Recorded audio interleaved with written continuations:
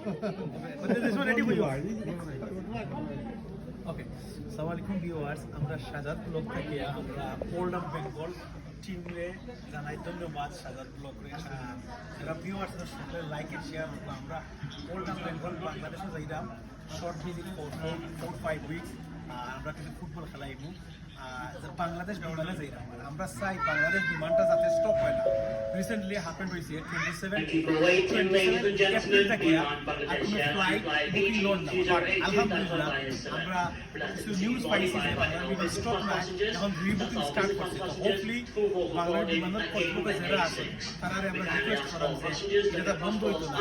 Most likely আমরা ছোটো ছোটো বাচ্চাই লোক আর আমরা মুরব্বী চাচা মাম যারা আছে এরা তার কষ্ট হয়েছিল যে তারা ডিফেন্স এয়ারলাইন্সে যায়, কারণ ডিফেন্স থেকে দুবাই টু ঢাকা খালি ট্রানজিট চেঞ্জ করা লাগবে। এটাতে আমরা মুরব্বীর পক্ষে আমরা চাই আমরা মুরব্বী বা নেক্সট জেনারেশন বাংলাদেশে যাইতো, আমরা দেশ উন্নত হইত। আমরা সাধারণ লোকের